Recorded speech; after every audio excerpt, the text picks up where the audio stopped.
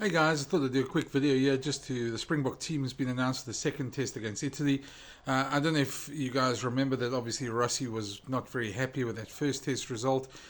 He spoke quite at length at it on the weekend and today as well. Also said about some of the Springboks mistakes. Now, of course, we're dealing from, I think when people, I saw some of the comments over the weekend, and I think what people should realize is this is not writing the box off. This is not thinking that the box are terrible.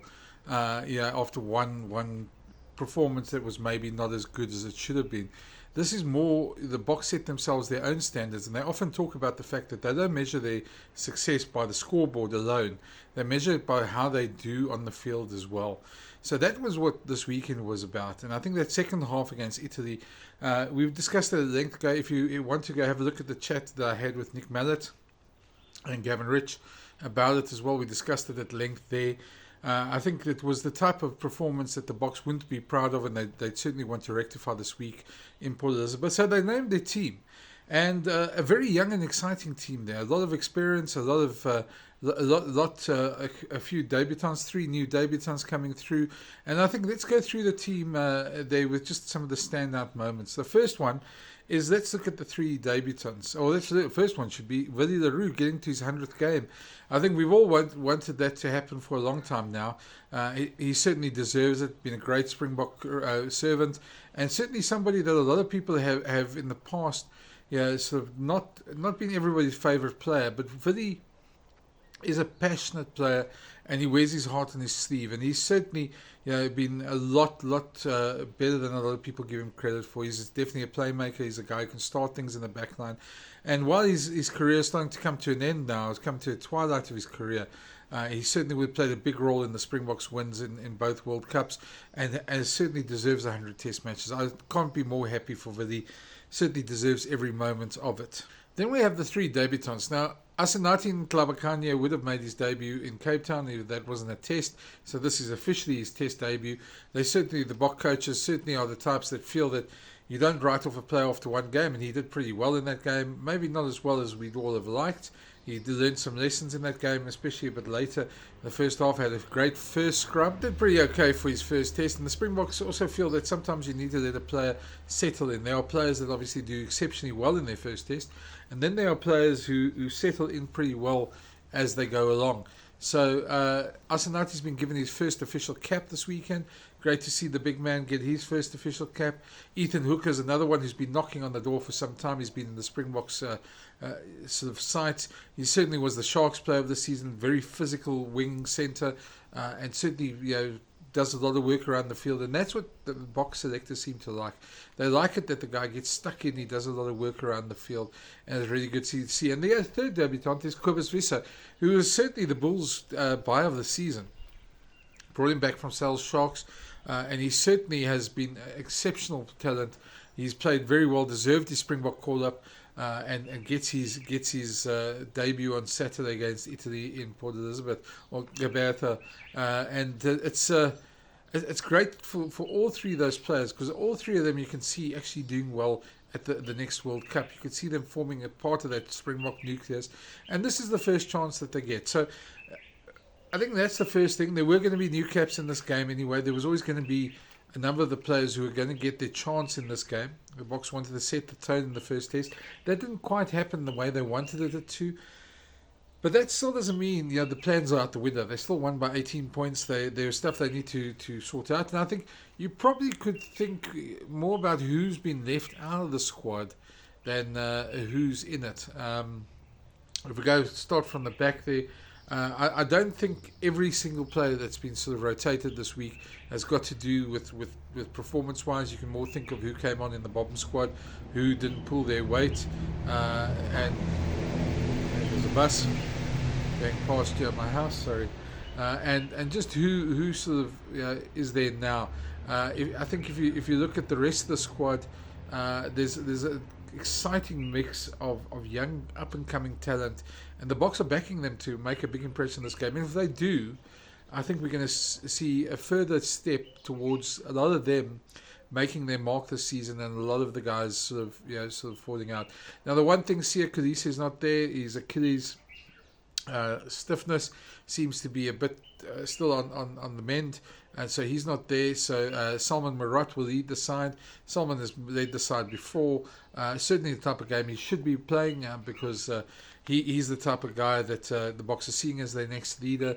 Yeah, he hasn't played for a month now since the Stormers campaign ended, so he's certainly going to get a start. He'll lead the side and probably lead them pretty well as well. Now, the other one is, of course, next to Salman is Ruan Nokia in the engine room. Now, Ruan, we thought maybe might play 7, but Pieter-Steph du Toit is back at 7 and back from injury, so he's raring to go. And the world's best player back, you pick him when he's ready. So Ruan will play 5, his preferred position, and he's certainly going to be in the mix as well. He did the Boks did great the last 6 tests last year for the Boks in the All Black series when there were injuries, and it's good to see him getting another start. Those are the locks we talk about, but let's look at the front row. Probably one of the heaviest front rows that we've ever picked as a Springbok team. You got Wilco Low, who carries on there, that he's 140 odd kgs of bulk, or as Jake White put it, pure Afrikaner beef. And Wilco certainly deserves his place, deserved another shot. One of the best scrummages in the URC. Then you have next to him Malcolm Marx, who always puts in a good performance. Probably the most consistent Springbok player ever, and brings a lot of fire to the front row. And then Thomas du Toit, who's had an unbelievable season for Bath. Can play both sides of the scrum, is a swinger, can certainly help the Boks out if he has to move across the other side, but certainly deserves his spot as well. He's been one of Bath's players of the year. I think he was one of the Premiership players of the year, one of the 5 Premiership players of the year. Certainly one of those players who's really stood out since moving overseas, and it's great to see him getting a run as well. So it's a very formidable tight 5 there with Kobus Wisse and Ruan Nokia, Salman Marat and Ruan Nokia. Of course, then you have Marco van Staden, who did a lot of work around the park, scored a try against Italy in the first test. Been kept because his work rate was so high. Rassie spoke very highly of him on the weekend as well. Certainly did his job. Pieter-Steph is back. And then Jasper Wisse also did his job. He's been the informed number 8 ever since the retirement of Dwayne Vermeulen. So you're going to see Jasper and his brother Kobus playing together at some point in the game, hopefully. And I think that'll be something very special for them as well. And then we turn to the backline, which is a very exciting young backline, one that can really tear its side apart, but hasn't been played much together. You start off with the halfbacks who have played together before, probably the 2 best attacking halfbacks as a combination.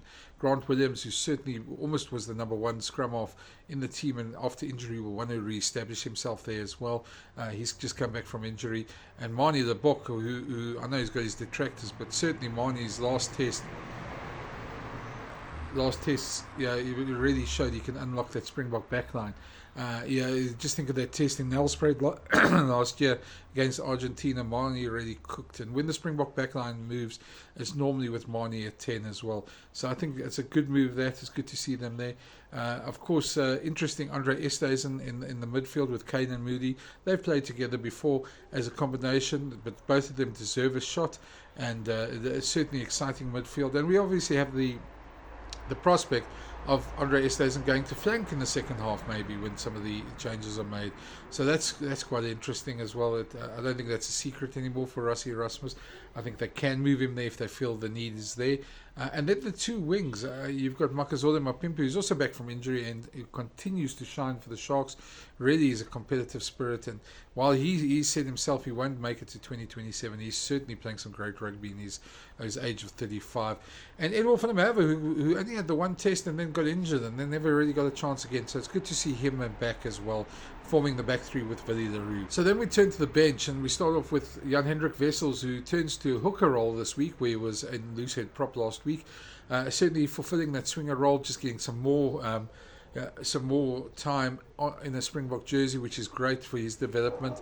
He's certainly somebody that the Boks see as part of their 2027 plans. They want him to be there, and they feel that he is one of those guys that can really turn it up as well when the time comes. So Jan Hendricks there. You look at Oxen Chairs on the bench as well. He was there last week as well. He played. He started at loosehead. Jan Hendricks this week's the hooker. And then who's the tight head? It's Asenati, of course. What am I saying? I've just been speaking about him.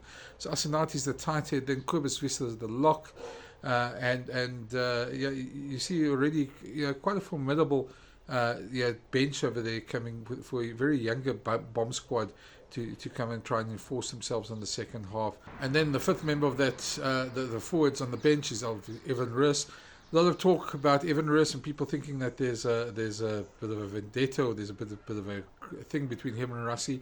I'm not sure there is. He's picked for the test now. He gets another chance to prove himself. There are some things that the Bok management want him to work on, and they feel at times he needs to do better in certain roles. And he gets another chance to prove himself, and he'll certainly have enough motivation to have a barnstorming run. And then the halfback combination on the bench, very impressive. The Stormers halfback pairing next season, Kobus Reinach and Sasha Feinberg Mngomezulu. What can you say more about them? Kobus Reinach, one of the fastest players out there. Sasha's got so much X factor. To see them come on in the second half, you hope they're going to get some good ball to do some magic things, and hopefully they will. And then Ethan Hooker rounds up that a 5-3 bench. Although with Andre Esterhuizen, Ethan Hooker could easily go into the midfield, and that becomes a 6-2 bench. So a lot to ponder there for the Italians as well. Certainly a very young and exciting team, a team that I think is really going to impress on Saturday. The Italians will be full of life. Nick Mallet warned in that chat as well that they're not the Italian team that we thought, when he was coaching Italy, or when they're a lot better and there's a lot more fight in them now. And there certainly is a thing that they'll come back feeling like they missed out in that second half of the second test, and will want to prove a few doubters wrong. So there's a lot of pressure on both sides. The Boks will want a much better performance, and these players know as well, if they put in a strong performance here, they could easily up the ante and get themselves a lot closer to the starting lineup, or to the match day 23 going forward when the big tests come against New Zealand, France and Ireland. So a very exciting team, a very good team to watch, and I can't wait till Saturday. Let me know what you think. Leave it in the comments. I'd love to hear what you think, where the key selections were. Who missed out that you thought there? Who do you think's maybe on the chopping block, who might be on notice from the Springboks? They're of course not going to throw anybody away just yet, but there are some players that I think have been put on notice as well. So that's it from me. But if you haven't already, please smash that subscribe button. It's always good to hear your comments, and I'd love to hear who you think should be in, or what selections you quite enjoy. But thanks for watching. There'll be more of these videos soon. Cheers.